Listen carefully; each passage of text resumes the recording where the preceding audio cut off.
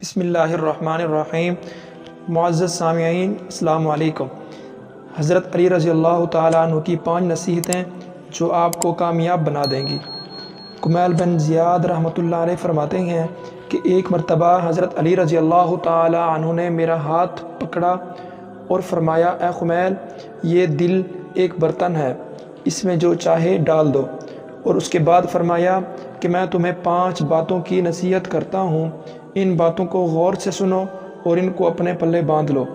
یاد رکھو، اللہ کے علاوہ کسی سے کوئی امید نہ رکھنا، کیونکہ انسان کی ساری امیدوں کو پورا کرنے والی ذات صرف اللہ ہی کی ہے۔ اللہ کے علاوہ کوئی ذات نہیں جو کہ تمہاری امیدوں کو پورا کر سکے۔ دوسری بات یہ فرمائی کہ اپنے گناہوں کے علاوہ کسی چیز سے نہ ڈرنا، کہ کل کو جب اللہ کے سامنے جاؤ گے تو اللہ کو کیا منہ دکھاؤ گے۔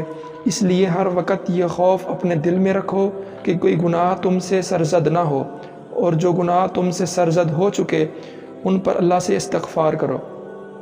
تیسری نصیحت یہ فرمائی کہ اگر تم سے کوئی ایسی بات پوچھی جائے جس کا تمہیں علم نہ ہو تو یہ کہتے ہوئے نہ شرمانا کہ میں نہیں جانتا۔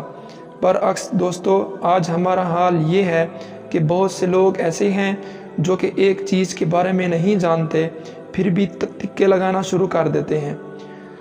اس طرح ایک دوسرے مقام پر امیر المومنین یہ بھی فرمایا کہ اس بات کا اقرار کر لینا کہ میں اس بارے میں نہیں جانتا، یہ بھی آدھا علم ہے۔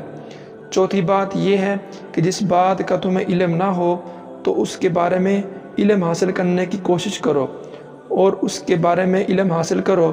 پھر آپ رضی اللہ تعالی عنہ نے آخری بات یہ فرمائی کہ صبر کرو، ہر حال میں صبر کرنا انسان کے لیے بہتر ہے، اور صبر ایمان کا حصہ ہے۔